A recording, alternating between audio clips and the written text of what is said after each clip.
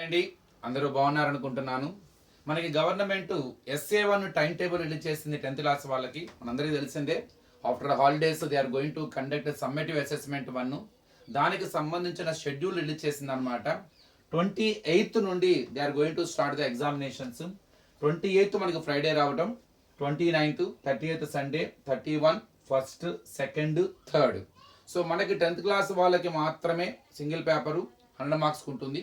Remaining క్లాసెస్కి ముఖ్యంగా 9th వాళ్ళకైతే paper 1, paper 2, internal marks 20, question paper 80 ఉండబోతుంది. కానీ 10th క్లాస్ వాళ్ళకి మాత్రం ఒకటే సింగిల్ పేపర్ ఉంటుంది ఎక్సెప్ట్ సైన్స్. సైన్స్కి మాత్రం ఫిజిక్స్ 50 మార్క్స్ ఉంటుంది, బయాలజీ 50 మార్క్స్.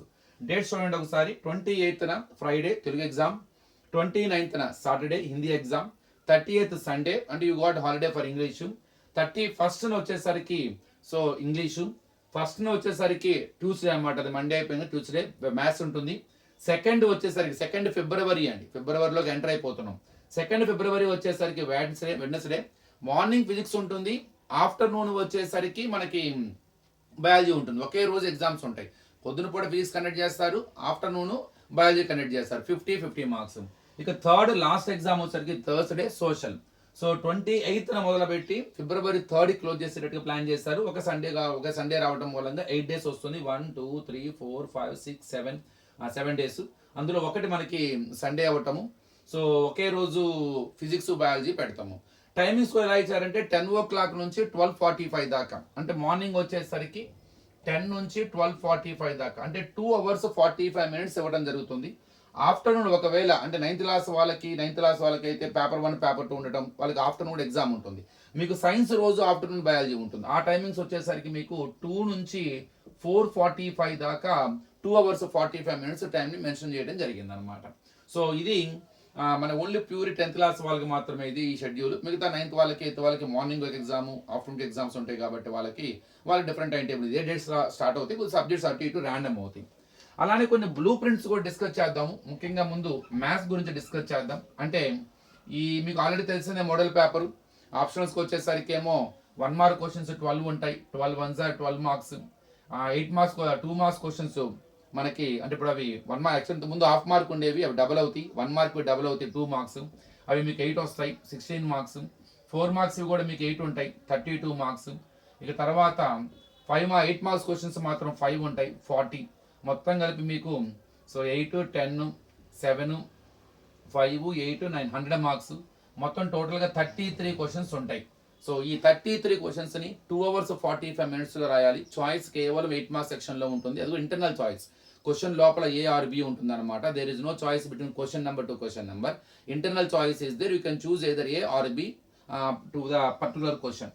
ఇది ఇప్పుడు మ్యాథమెటిక్స్ ఒకసారి సిలబస్ ఒకసారి మళ్ళీ మనం డిస్కస్ చేద్దాము. మ్యాథ్స్ సిలబస్ వచ్చేసరికి సెట్స్, తర్వాత statistics, next polynomials, next probability, next trigonometry, last one real numbers. So sets అంటే మనం మామూలుగా పేపర్ 1 టెక్స్ట్ బుక్ ఆర్డర్లో కానీ చూసుకుంటే real numbers, polynomials, sets, trigonometry, statistics, probability. మొత్తం టోటల్ 6 చాప్టర్స్ అండి. కొంతమంది సిమిలర్ ట్రయాంగిల్స్ కూడా ఉందనుకుంటున్నారు. I don't think so. Similar triangles ఉంటుంది అనుకోలేదు నేను. ప్రస్తుతానికైతే మనకున్న ఇన్ఫర్మేషన్ ప్రకారం అయితే ఈ 6 చాప్టర్స్ ఉన్నట్టుగా చూస్తున్నాం. ఒకవేళ ఏదైనా అప్డేట్ వస్తే మాత్రం నేను కన్ఫర్మ్గా చెప్తాను. దీనికి ఒక బ్లూ ప్రింట్ కూడా ఇవ్వడం జరిగింది. బ్లూ ప్రింట్ అంటే పేపర్లో మనకి ఎన్ని క్వశ్చన్స్ ఉంటాయి ఏ చాప్టర్ నుండి అని. ఇప్పుడు ఉదాహరణకి సెట్స్లో వచ్చేసరికి మొత్తం నెంబర్ ఆఫ్ క్వశ్చన్స్ వచ్చేసరికి ఇదేమో మార్క్స్ 6 క్వశ్చన్స్ ఇవ్వడం జరుగుతుందంట. Total together 16 marks. అలానే స్టాటిస్టిక్స్లో కూడా 6 క్వశ్చన్స్ ఇస్తారు.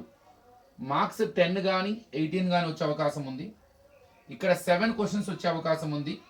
మార్క్స్ 14 కానీ 22 కానీ. ప్రాబబిలిటీ 6 క్వశ్చన్స్ ఇవ్వచ్చు, మార్క్స్ 16 రావచ్చు. ట్రిగనోమెట్రీ కూడా 6 క్వశ్చన్స్, టోటల్ 16 మార్క్స్. అట్లానే రియల్ నెంబర్స్ వచ్చేసరికి 7 questions, total 20 marks. Marks 100, question numbers 33 నుంచి 38 దాకా ఉండే అవకాశం ఉంది. ఓ చిన్న అనాలిసిస్ చేద్దాం. సెట్స్ నుండి సిక్స్ క్వశ్చన్స్ వస్తున్నాయి.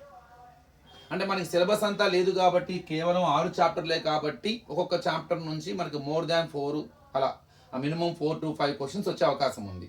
ఇప్పుడు సెట్స్ నుండి 16 మార్క్స్ వస్తుందంటే కన్ఫామ్గా మనము ఒక 8 మార్క్స్ క్వశ్చన్ అయితే పక్కా గెస్ చేయొచ్చు. అలానే ఒక 4 మార్క్స్ క్వశ్చన్ పక్కా గెస్ చేయొచ్చు. ఒక 2 మార్క్స్ క్వశ్చన్ పక్కా గెస్ చేయొచ్చు.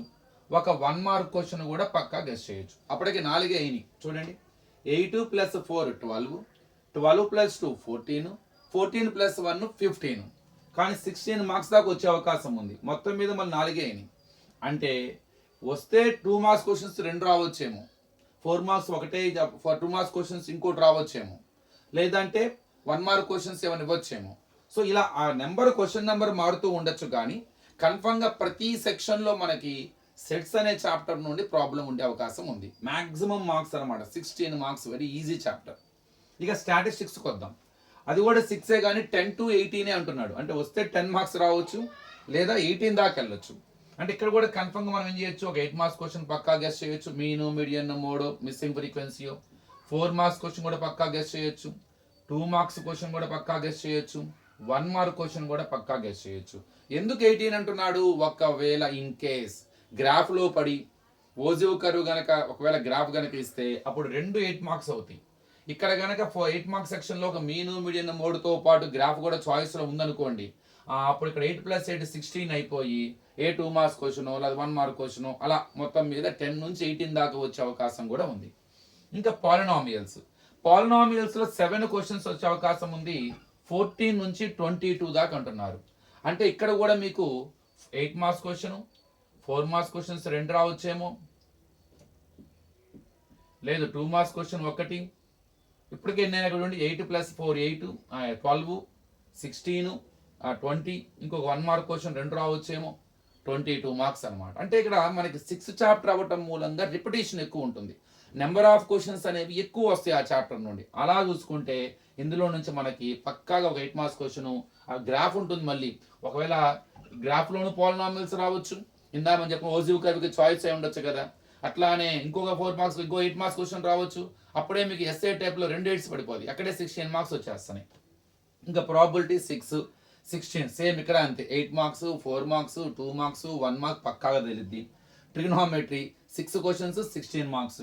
రియల్ నెంబర్స్ కూడా 7, 20. అంటే ఎలా చూసుకున్నా కూడా మనం ఈ 6 చాప్టర్ల నుండి మనకి 8 మార్క్స్ క్వశ్చన్స్ మొత్తం ఇంటర్నల్ చాయిస్తో కలిపి 5 ఉంటాయి. అంటే మొత్తం మనకి 5 8s అండి. 40 క్వశ్చన్స్ 40 మార్క్స్. ఒక్కొక్క దాంట్లో ఏఆర్బి ఉంటుంది. ఒక్కొక్క దాంట్లో అంటే 29th ఏబి ఉంటుంది, 30th ఏబి ఉంటుంది, 31లో అందుకనే 8 మార్క్స్ క్వశ్చన్స్ 29తో మొదలవుతాయి. ఏబి ఉంటుంది, 32లో ఏబి ఉంటుంది, 33లో ఏబి ఉంటుంది. అందులో ఒక క్వశ్చన్ గ్రాఫ్ సంబంధించి ఉంటుంది. అంటే పాలినామియల్స్ కానీ ఓజివ్ కర్వ్ కానీ వస్తుంది. అంటే ఒక 2 questions related to pictorial representation కింద ఇస్తారు, అకాడమిక్ స్టాండర్డ్ విజువలైజేషన్ కింద.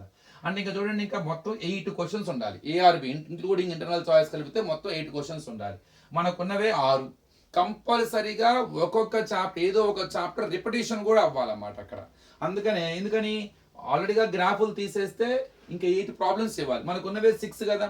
అంటే పక్కాగా ప్రతి ఒక్క ఈ 6లో సింగిల్ క్వశ్చన్ ఇచ్చుకుంటూ వెళ్ళాలి. అంటే ప్రతి చాప్టర్లో 8 మార్క్స్ క్వశ్చన్ వస్తుంది. అది స్టాటిస్టిక్సా, పాలినామియల్సా, సెట్సా, 7 కదా, సారీ అండి, ఈ 6 కదా. సెట్స్, స్టాటిస్టిక్స్, పాలినామియల్స్ మొత్తం 6.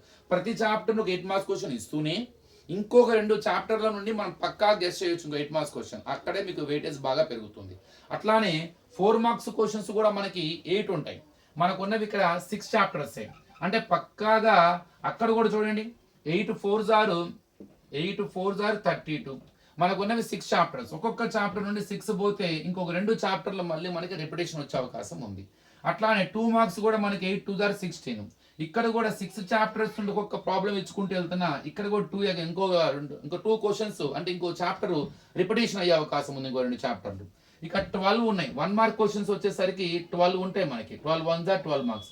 మనకున్నవి 6. అంటే ప్రతి చాప్టర్ నుండి కన్ఫర్మ్ గా మనము 2 క్వశ్చన్స్ గెస్ చేయొచ్చు. సో ఇలా ప్లాన్ చేసుకోవడం మూలంగా ఈ యొక్క బ్లూ ప్రింట్ అనేది ఎక్కువ వెయిటేజ్ అవుతుంది. సో ఎక్కువ ప్రతి చాప్టర్ నుండి మనకి మినిమం 16 మార్క్స్, మ్యాక్సిమం కాకుండా మినిమం మనకి 16 మార్క్స్ వచ్చే అవకాశం చాలా క్లియర్ కనపడుతున్నాము. ఒక్కొక్క చాప్టర్ మీరు నేర్చుకున్నారంటే obviously you are going to get minimum 16 marks వచ్చే అవకాశం చాలా క్లియర్గా కనపడుతుంది మనకి. సరే, నెక్స్ట్ ఇందులో మొత్తం మనకి టోటల్ వచ్చేసరికి అండి 100, క్వశ్చన్ నెంబర్స్ 33. ఈజీ లెవెల్ అది కూడా ఇచ్చాడు. ఈజీ లెవెల్ వచ్చేసరికి 8 క్వశ్చన్స్ ఉంటాయి, అంటే 20 మార్క్స్. ఇది ఈజీ. యావరేజ్ అనమాట. యావరేజ్ వచ్చేసరికి మొత్తం 17 క్వశ్చన్స్ ఉంటాయి, 60 మార్క్స్. హార్డ్ డిఫికల్ట్ లెవెల్ వచ్చేసరికి మళ్ళీ 8 క్వశ్చన్స్ ఉంటాయి, 20 మార్క్స్. మొత్తం 100, ఇది మొత్తం వచ్చేసరికి 33. అంటే ఈ క్వశ్చన్ పేపర్ ప్రిపేరింగ్లో కూడా ఒక చిన్న లాజిక్ ఫాలో అయ్యారన్నమాట. మోడరేట్గా పేపర్ తయారు చేస్తారు. మరీ పేపర్ ఈజీగా ఉండదు, ఎందుకంటే కేవలం 8 క్వశ్చన్సే ఉంటాయి అవుట్ ఆఫ్ 33. అవి మీకు 20 మార్క్స్ వచ్చి పెడతాయి. అలానే పేపర్ మరీ టూ మచ్ హార్డ్గా ఉండదు, ఎందుకంటే అందులో కూడా 8 క్వశ్చన్స్ మాత్రమే డిఫికల్ట్ లెవెల్ ఉంటుంది. డిఫికల్ట్ అంటే మరీ టూ మచ్ కాదు, అని అవుట్ ఆఫ్ సిలబస్ ఏం కాదు. మనం ఉన్న వాటిలో, టెక్స్ట్ బుక్లో ఉన్న వాటిలో కొద్దో గొప్ప యూ ఫీల్ సమ్ డిఫికల్ట్. అలాంటి ఒక 8 క్వశ్చన్స్ ఉంటాయి, అవి 20 మార్క్స్. అంటే పేపర్ మరీ ఈజీగా ఉందని చెప్పలేం, కారణం ఏంది, కేవలం 20 ఉంది.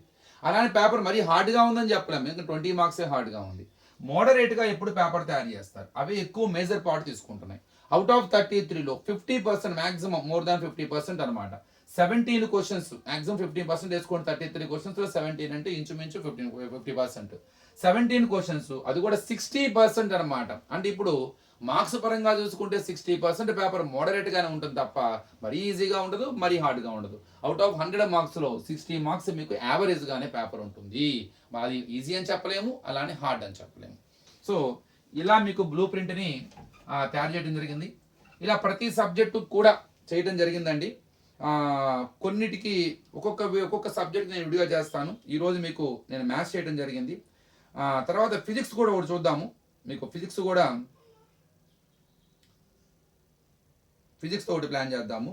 ఫిజిక్స్లో ఒక ఏ లెసన్కి ఎలా బ్లూ ప్రింట్ తయారు చేశారు, అవి ఏ చాప్టర్ ఉన్నాయి, ఏ లెసన్స్ ఉన్నాయి అని మీరు చెప్తాను. ఇక్కడ మొత్తం వచ్చేసరికి ఫిజిక్స్లో ఇది కూడా సేమ్ మోడల్ పేపర్ ఏనండి. Heat, acids and bases,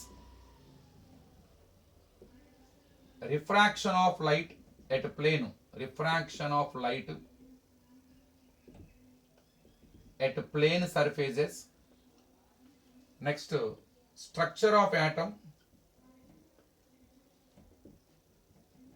Next, refraction of light at curved surfaces. Classification of elements. Classification of elements. ఇవి వీటిలో నుంచి నేను మీకు ఒక్కొక్క లెసన్లో ఏమేమి ఇస్తారో చూద్దామండి. యాసిడ్స్ అండ్ బేసెస్ అంటే అకాడమిక్ స్టాండర్డ్ ఆధారంగా అండి. మనకి అకాడమిక్ స్టాండర్డ్స్ ఉంటాయి కొన్ని, కమ్యూనికేషన్స్ అని, రీజన్స్ అని, ఇట్లా మనకు ఉన్నాయి కదా, అట్లా అనమాట. ఫస్ట్ హీట్కి వద్దాము. మొత్తం టోటల్ హీట్లో మీకు 4 marks question 1,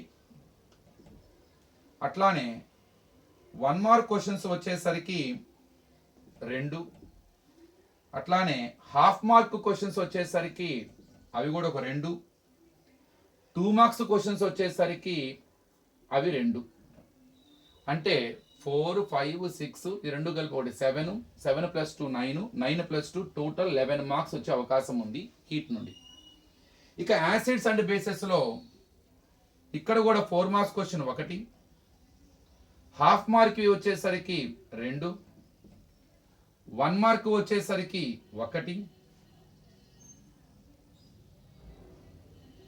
2 half marks, 2 marks ఇవి 2. సేమ్ ఇది కూడా ఇంచుమించు అంతేనండి, ఇంకో 1 మార్క్ వేసుకోవచ్చు. మొత్తం 11 ఇవి కూడా 4, 5, 6, 7, 9, 11. రిఫ్రాక్షన్ ఆఫ్ లైట్లో కూడా 4 మార్క్స్ క్వశ్చన్ 2 వస్తాయంట. అలానే హాఫ్ మార్క్ ఇవి 2, 1 మార్క్ది 1, 2 మార్క్స్ది 1. అంటే 8, 9, 10, 12 మార్క్స్ వచ్చే అవకాశం ఉంది ఈ లెసన్ నుండి. ఇక తర్వాత స్ట్రక్చర్ ఆఫ్ యాటమ్. ఈ స్ట్రక్చర్ ఆఫ్ యాటంలో కూడా 4 మార్క్స్ ఇవి 2, హాఫ్ మార్క్ ఇవి 2, తర్వాత 1 మార్క్ది 1, 2 మార్క్స్ది 1. ఇక్కడ కూడా మీకు 12 మార్క్స్ వస్తుంది. ఇక రిఫ్రాక్షన్ ఆఫ్ లైట్ కర్వ్డ్ సర్ఫేజెస్లో సేమ్ అనేది కూడా 4 4 హాఫ్ హాఫ్ 1 2 12 మార్క్స్. ఇక క్లాసిఫికేషన్ ఆఫ్ ఎలిమెంట్స్లో కూడా as it is 4 4 half mark 1 mark అలా 2 మార్క్స్ 12 మార్క్స్. సో టోటల్ మనకి 11 11 22 ఈ యొక్క 48 అంటే చాయిస్తో కలిపి ఉంటుంది కాబట్టి మనము వాటిని ఇన్వాల్వ్ చేయకూడదు, యాడ్ చేసుకోకూడదు నిజంగానే. ఈ ప్రతి లెసన్లో కూడా మీకు యావరేజ్గా 12 మార్క్స్ ఈజీ కనపడుతుంది. ఇక్కడ కూడా మీకు 8 మార్క్స్వి అంటే మీకు అన్నీ తగ్గుతాయి ఇక్కడ, అంటే 2 పేపర్లు కాబట్టి ఫిజిక్స్ బయాలజీ కాబట్టి. ఇక్కడ మీకు ఎలా ఉంటుందంటే ఫస్ట్ 12 ఇంటూ హాఫ్ మార్క్ అంటే 6 మార్క్స్, తర్వాత 8 into 1 mark 8 marks, 8 into 2 marks 16 marks, 5 4 20, so 14 24 30 plus 2 50 marks. ఇందులో కూడా మీకు 4 మార్క్స్ దగ్గర మాత్రమే చాయిస్ ఉంటుంది. ఈ చాయిస్ పోను మీకు ఇంక్లూడింగ్ ఒక ఇంటర్నల్ చాయిస్ మాత్రం 4 మార్క్స్లో ఉంటుంది. సేమ్ ఇట్లానే మీకు బయాలజీలో కూడా యాజ్ ఇట్ ఈజ్ ఇదే ప్రింట్, ఇదే బ్లూ ప్రింట్ ఉంటుందండి. సో కొద్దిగా అటు ఇటుగా ఉన్న ఇంచుమించు బ్లూ ప్రింట్ ఇలా ఉండే అవకాశం ఉంది. అంటే మీరు ప్రతి లెసన్లో కూడా 12 మార్క్స్ వచ్చే అవకాశం చాలా క్లియర్గా కనపడుతూ ఉంది మనకి. సో టోటల్ మీకు 50% ఆఫ్ వెయిటేజీ. ఇందులో కూడా ఈజీ లెవెల్ ఉందని నేను చెప్పినట్టుగానే 17 క్వశ్చన్స్ మీకు మ్యాక్సిమమ్ యావరేజ్గా ఉంటాయి. మిగతా 8 అండ్ 8 మాత్రం ఈజీగాను డిఫికల్ట్ లెవెల్లో ఉంటాయి. సో అకార్డింగ్ టు దిస్ మీకు ఐడియా వస్తుంది. ఇప్పుడు ఆ లెసన్లో మనం ఇక్కడ ఒక 4 మార్క్స్ క్వశ్చన్స్ ఇస్తున్నాడు అంటే ఆ లెసన్లో ఇచ్చే ఇంపార్టెంట్ క్వశ్చన్స్ ఏంటి, ఆ పాయింట్ ఆఫ్లో చదువుకోవడానికి మనకి బాగా ఉపయోగపడుతుంది. బస్ ఓన్లీ 6 లెసన్సే కాబట్టి 6 అట్లా ఇక్కడ 1 2 3 4 5 6 ఆ 6 లెసన్సే కాబట్టి ప్రతి లెసన్ నుంచి మనకి ఎక్కువ వచ్చే అవకాశం ఉంది. నెక్స్ట్ వీడియోలో నేను ఇంకొన్ని సబ్జెక్ట్స్ వాటికి సంబంధించిన బ్లూ ప్రింట్స్ కూడా నేను చెప్తాను. సో ఈ ఎస్ఏ ఎగ్జామ్స్ కొద్దిగా బాగా ప్రిపేర్ అవ్వండి. ఎందుకంటే రేపు FA1 FA2 సంబంధించి ఈ ఫుల్ మార్క్స్ పెడుతున్నారు కాబట్టి రేపు పొద్దున ఫ్యూచర్లో ఏదైనా ఇబ్బంది కనుక అనిపిస్తే ఈ మార్క్స్ను వాళ్ళు కన్సిడర్ చేసే అవకాశం ఉంటుంది. మరి ఎలా ఎగ్జామ్స్ కండక్ట్ చేస్తారు, స్ట్రిక్ట్గా కండక్ట్ చేస్తారా లేదా, అసలు ఏంటి ప్లానింగ్ అనేది మాత్రం మనం తెలుసుకోవాలి. చూద్దాం మరి.